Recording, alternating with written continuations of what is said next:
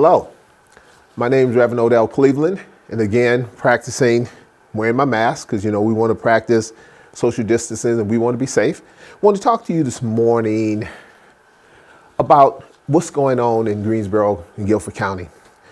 I was at Panera Bread this morning on Lawndale, right across the one with the mattress firm got burned, and I was sitting there talking to a young man outside, drinking coffee, social distance, of course, and white gentleman. And we were talking about what's going on in Greensboro, Guilford County today. And it's interesting that my perspective and his perspective was two totally different perspectives. So we talked about it. And I talked to him and said, what do you think's going on with the police or law enforcement? And he said, if people will just do what the police officer says when they pull them over, we won't have all these problems. And I listened to him and I said, okay, I see where you're coming from. And then I shared with him, well, as a black man, I have a different perspective on the police officer. He says, well, 99.9% of the time, police officers are good and they're always right. And then I asked him, well, how about when, something happened and my experiences as a black man and deal with the police and sometimes getting pulled over for no reason at all. Other times when my children were at my house and, the sheriff department came over for no reason at all. He says, no, I don't believe you. I don't believe you. And I'm like, well, you want me to believe your truth, but you discount my truth. And that's ironic because that's where a lot of the problem starts. And I told him, I said, I respect you as a person, of course, but I disagree with you and you're part of the problem. And he looked at me like, well, what do you mean? I'm saying, you have to be open that you may not have experienced it, but other people may have experienced it. It may not be your story, but it might be someone else's story. So if you're willing to say 99.9% of all police officers are good and they always do everything right, at least you left that 1% or percent, that one little piece to say, hey, maybe not. But when I talk about my story as a black man, that sometimes you get pulled over for no reason and this, that, he said, nope, absolute, no room at all. You're wrong, Odell. The police don't do that. So as I pulled off from Lawndale Drive and again past the mattress firm that's got torched, and I drove down and I went on Elm Street and I turned on Elm Street. And when I turn on Elm Street, I go and you look and you see, the new Stephen Tangler Center for Performing Arts boarded up. You see Lincoln Financial Group boarded up. You see the old Jefferson Pilot building, I call it Jefferson Pilot, boarded up. You even see the International Civil Rights Center Museum boarded up. Now, the artist has done a great job. They're taking the plywood boards and painting and messaging and all this kind of stuff, and it's beautiful. However, sooner or later, the art will come down, the plywood boards will come down, we will see the broken glass, and the glass will be repaired. However, the cause though, when you go and say, what was the cause? What was the reason? Why did this happen? What was the origin? That's what we have to talk about. And that's what my friend and I disagreed with at Panera Bread. So someone who's been doing this for years, brought Emmanuel here years ago and talking about the dialogue on race. And I've talked to many people about my family's personal story on the sheriff department coming out to our house with our kids. Like most of you who are black, you've gotten calls recently, the last couple of weeks, from your white associates or your white friends and asking the question, Odell, what can I do as a white person? What can I do to help? What can I do to make a difference? And my answer is always the same. You have to listen. Martin Luther King Jr. back in '63 in his book, Why We Can't Wait, talked about this. So this is not a new situation. So let me read two passages from what Dr. Martin Luther King Jr. said, and then I'll go into what Odell Cleveland says. The first one reads like this. It says, in a sense, the well-meaning or the ill-meaning American who asks, what more will the Negro want? Or, when will he be satisfied? Or, what will it take to make these demonstrations cease? Is asking the Negro to purchase something that already belongs to him by every concept of law, justice, and Judeo-Christian heritage.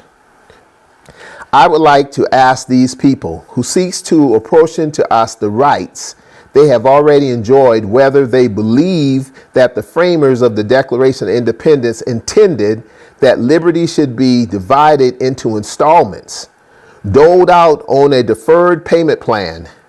Did not nature create birth as a single process? Is not freedom the negotiates of servitude? Does not one have to end totally for the other to begin?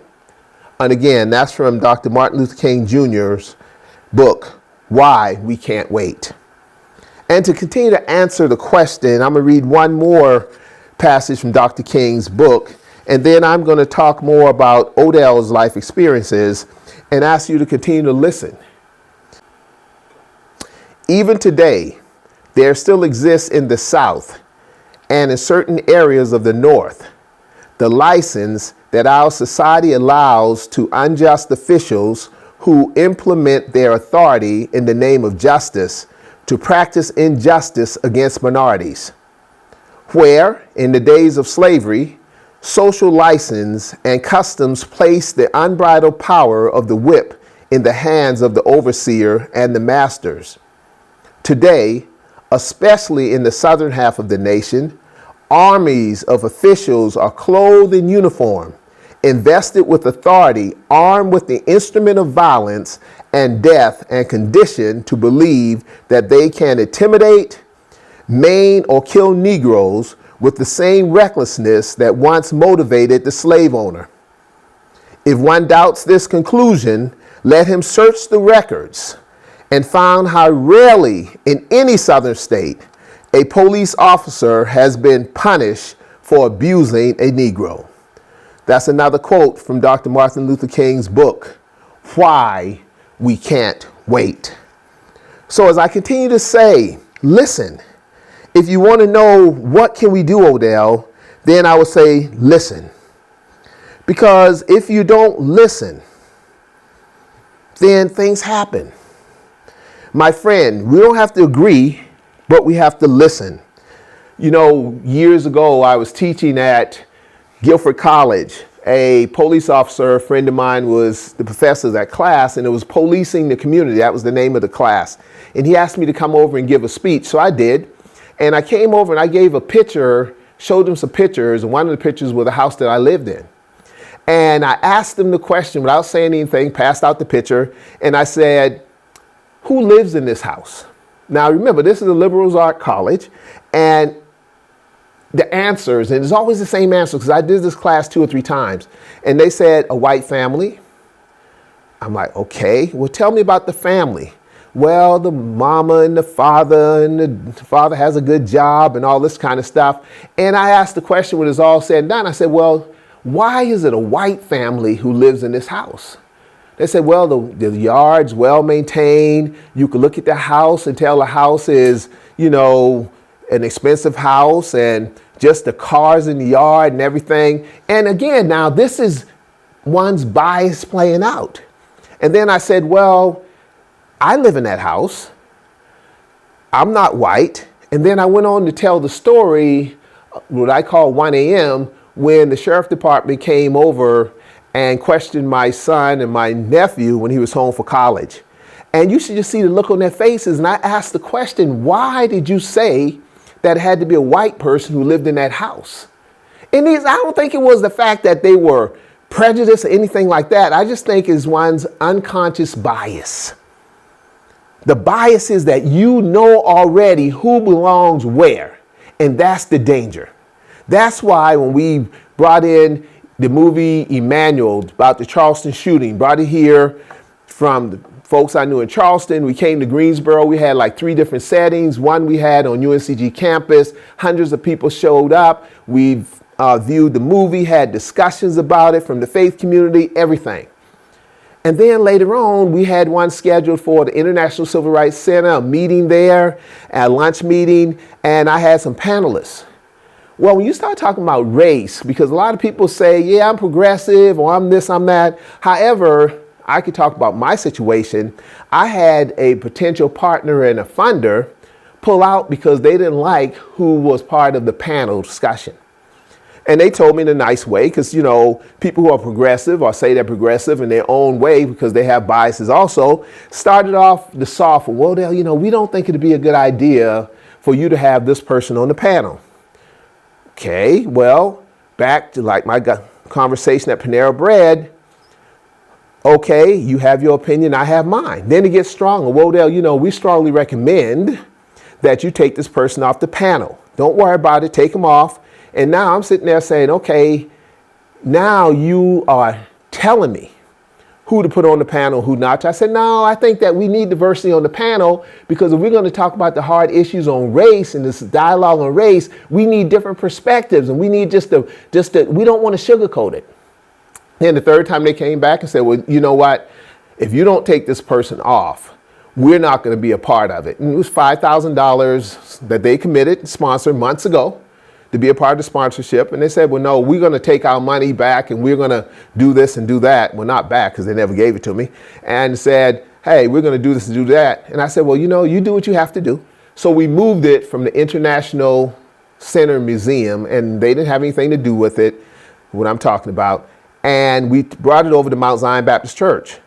So it still went on. It was still well intended. All that went fine, but I'm just saying that a lot of times people who say they're progressive, people who say that they're this and they're that, when behind closed doors, they will try to put a power play on you to say, yeah, we could talk about race, but only certain people could talk. Let me tell you who's going to talk, Odell, and that can't happen.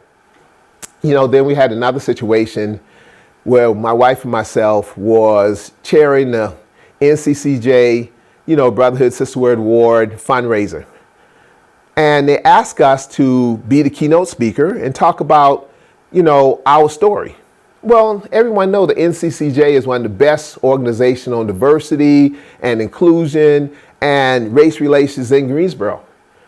You know, so we decided that we're going to tell the story about our sons being in the yard at 1 o'clock in the morning, and how I use the term police came in and went on and told the story. And people got so upset.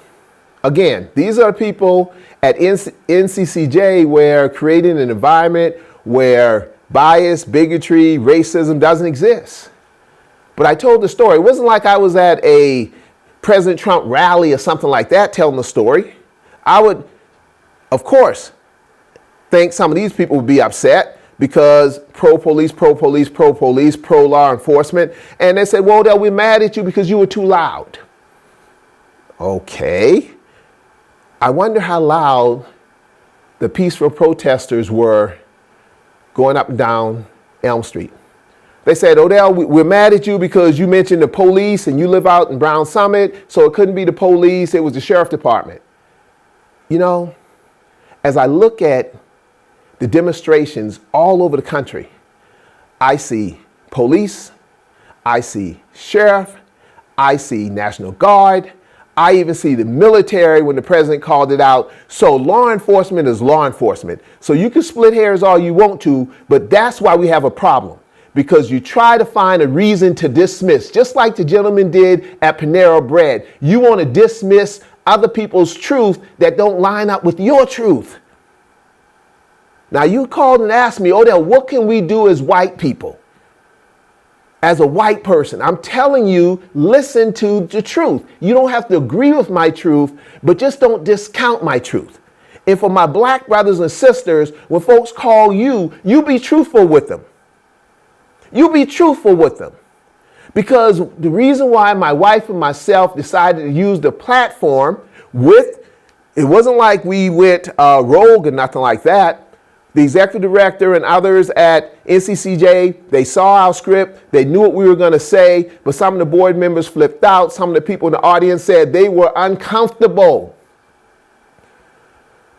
It's not my responsibility to make you comfortable.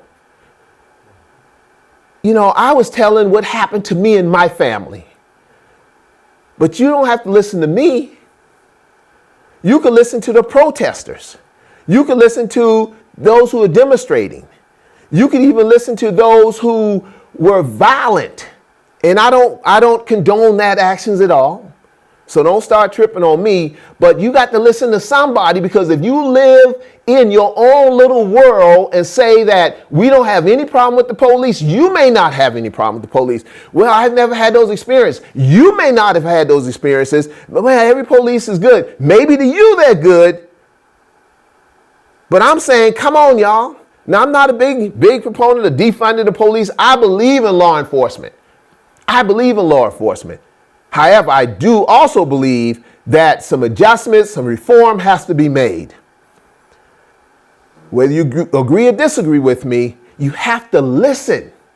Whether you agree or disagree with what you hear, whether what you hear make you uncomfortable, you still have to listen. If you ask me, what can I do as a white person, Odell? I say, listen. If you listen, it's not just you hear me, because you hear with your ears. That's a physical act. But when you listen with your heart. You listen with your mind. You listen with your soul. Listen. The people are crying out. In a lot of these reforms that's going on now, people are like, oh, this is great, this is great. But a lot of these reforms were birthed out of the blood of black men flowing on the streets of America. Black men are dying, y'all. But this is nothing new. But now the time has come together where folks are saying no more. And I know many of you said, oh, I just want the demonstrations to go away. I just want to get back to normal. I'm sorry. We got COVID-19 going on. We have peaceful demonstrations going on. We have a certain element that's joining the peaceful demonstrations and they're violent going on. We have unemployment going on. We have close to 120,000 people who's died going on. Everybody wants normality back, but we don't always get what we want. We can't always deal with the world the way we think it should be or the way we want it to be. We have to deal with the reality. And the reality is race relations is a problem in America. Race relations is a problem in Greensboro, North Carolina. Race relations is a problem in Guilford County. The way black men and brown men are getting policed by the law. I say police. I know you say, oh, they're all the police. Listen, split hairs if you want to. I'll say law enforcement if that make you feel better. But you can look at what's going on in Atlanta. You can look at what's going on in Minnesota. You can just look. Pick a place. Pick a number. Pick a name. Pick something. Pick anything. But I don't want you to not listen. Because if you don't listen, then you're part of the problem. You don't have to agree. I think disagreement is fine. But you have to listen. And you can't always control the narrative. Like my friends did on the dialogue on the panel. Says, well, Odell, if you don't do it, really what they were saying, in summary, if you don't do what we tell you to do, Odell, we will take our money back and not support you. Okay. But for the people in power, the white power structure and the black power structure, let's be careful. Because power is not given, it's earned. Respect is not given, it's earned. And when you go out there trying to dictate to other leaders on what they're going to do and what they're not going to do, nobody's your puppet. Times are serious. Nobody has time to play. We started talking about this in 2017. We talked about it in 2019. Now here it is, 2020. And you want to know what happened? How can it stop? Why did it happen? We were telling you. You wouldn't listen. This just didn't come from just nowhere. This has always been there. But now I hope that you will listen. That you will listen to me and others, and I will listen to you, and others will listen to you, because I believe that the truth is somewhere in the middle. I think like any coin, you have heads, his side of the story. You have tails, her side of the story. And I think the truth is that place in the coin that where it rolls, because the truth rolls. The truth has so many elements to it. The truth has so many layers to it. The truth has history with it. So when you look at the side of that coin that we pay no attention to most of the time, is either heads or tails. That same coin that we say, in God we trust. But a lot of times we're not trusting in God. We're trusting in the power of men and women. We're trusting that we are the president of this organization, or we're the president of that organization, or we're the chief this or the chief that, or we're the elder here or the pastor here, or we're the this here and that here. And all of a sudden, when someone speaks the truth, you try to kill the messenger. And the messenger is just being the forebearer, say, we got a problem, y'all. No, Odell, don't say that at our dinner. Thousands of people are here. Why would you make folks uncomfortable? We are comfortable in our ignorance when it comes to race relation. We are comfortable in our ignorance when it comes to how law enforcement treat black men. We are comfortable, and we want to stay comfortable in our denials. But now nobody's comfortable. I'm not even comfortable. Nobody's comfortable now. And for our city, because I've been in these meetings 20, 25 years ago when we put plans in place to bring back downtown Greensboro, and the plans worked, jobs, social capital, everything. So with all that going on, why mess it up? Because we won't listen. Per capita income, doing well. So to the artists who painted the plywood boards, I say thank you. To those who put the plywood boards up, I say thank you. To those who care enough for peaceful demonstration, I say thank you. But guys, the boards have to come down. The art has to come down. We have to deal with, why did it happen in the first place?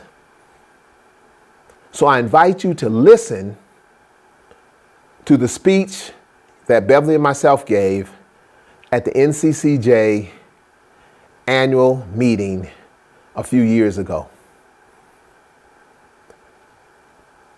And after you listen to this, if you want to ask the same question, Odell, what can I do as a white person to help solve the situation?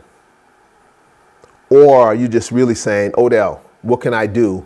Because I want the protesting to stop and I want to go on my own life. I don't have an answer for you if the question is, what can I do for the protesting to stop and me go on my own life? I don't control that. I don't tend to control that. I'm happy about the peaceful protests. It saddened me about the violence and the vandalism. I don't like that. However, if you're asking the question, what can I do as a white person to be a part of the solution, not the problem, then we could continue to have more dialogue. We can continue to ask and talk about the hard questions. But all I ask of you is, I will listen to your truth and your understanding, and I ask you to listen to my truth and my understanding. I won't disregard your truth or discount your truth, and I ask you not to disregard my truth or discount my truth. because together we will get through this, and we all need to work together to make it happen. So I invite the conversation, I invite the dialogue on race, but they're going to be truthful, hard, honest conversations. And it's okay. It's okay. We all old enough, we can handle the tough stuff. We can handle the tough stuff. Thank you. I think everyone here tonight is familiar with how vaccines work. Vaccines help protect our bodies if we happen to be exposed to viruses. You know, those dangerous things that don't belong. I'm going to ask you to hold on to that thought as I share a very, very personal story with you. Imagine your children are home from college for the holidays. It's late at night, so late that it's early in the morning. You and your spouse are fast asleep. Suddenly you're awakened by your son. He's scared.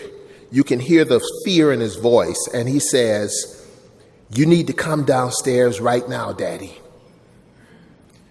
You don't know what's wrong, but you know it's not good.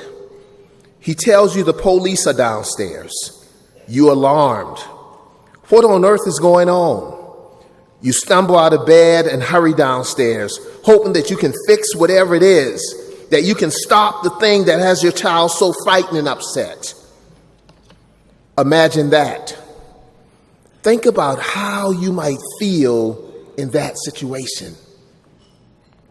On December the 11th, 2011, Bev and I woke up to exactly that situation. While we were sleeping in the early hours of the morning, there was a virus outbreak right in our own front yard. Our boys were home for the holidays, our 2 sons and our nephew who we raised. These are 3 college-educated black males who had grown up in an upper middle class neighborhood. But on that night, none of that mattered. They're up late, enjoying their break from school. Around 1 a.m. in the morning, they get hungry and decided to make a run to Cookout on Battleground Avenue. So our nephew is sitting in our driveway, warming up the car, and a police officer approaches with a flashlight. He asks our nephew, "What are you doing?" But his tone suggests, "What are you doing in this neighborhood?" Our nephew identifies himself, tells the officer he lives here and is getting ready to grab something to eat. The officer doesn't believe him and says there's recently been a lot of break-ins in this neighborhood. He asks for our nephew's driver's license, and our nephew says his wallet is inside. But he does happen to have some mail in the car that's addressed to him, and here at this address, the officer doesn't accept that. Our nephew gives the officer his name and social security number and asks if that's enough to pull up his ID and verify his address. "No," the officer said. Now the officer agrees to let our nephew go in the house and get his license. But as he searches, my nephew realized that his wallet was back in Charlotte. He left it behind when he caught a ride home with my other son. You can see how this situation is getting more complicated. Now there's a second patrol car and another officer at our driveway, and there's our nephew with no wallet, no proof that he lives in his own doggone house. So our oldest son comes out and says, "Yes, our nephew lives here. And what's the problem, officer?" After my son dare question the officer tells our son he has nothing to do with this situation and he needs to take his ass back in the house. But now the officer won't let our nephew go back in the house. At this point, the situation has escalated. This is when Bev and I are woken by our son, who's clearly very upset, saying, "You need to come downstairs right now, Daddy." We hurry downstairs, scared to death, moving as fast as we can, trying to figure out what is going on and what can we do to quickly de-escalate the situation. Seeing how upset our oldest son is, we ordered him to stay in the house. We get outside, and our youngest son now trying to convince the officer that our nephew does live here. To wrap this nightmare up, this is how Bev and I found ourselves in our own front yard around 1:30 a.m. in the morning, sleepy and alarmed, and trying to validate that our nephew does indeed live in our house. We've been in this neighborhood for 19 years, y'all. It is only our presence which convinces the officer and diffuses the situation. We later learned that doing all of this, the first officer did pull up our nephew's information, but seeing his picture in the system said, "You've grown your hair out. You don't look the same." You see, our nephew had grown dreadlocks after he'd taken his pictures for his license. Afterwards, we sat at our kitchen table with our boys, reflecting on what had just happened. We talked about strategies the boys should follow if they ever find themselves in a similar situation, because we won't always be with them. We asked ourselves, what deadly tragedy might have occurred if we were not home that morning? And if something tragic had happened, God, we thank you. It would have been for nothing, because nothing was going on. There was no burglary in place. In fact, the lights were on downstairs, and there were a total of 5 cars in the driveway that morning. There was only a perception that something must be going on because our nephew happened to be someplace at some time. Rabbi Gottman, where someone thought he didn't belong. He was just at home, y'all. He was just in his own house. And someone thought he didn't even belong in his own house. That whole situation happened because the police officer saw our nephew and made a snap judgment about him, determining he's in a place where he didn't belong at a time when he shouldn't have been there. Now, before we get all self-righteous, we all make snap judgments.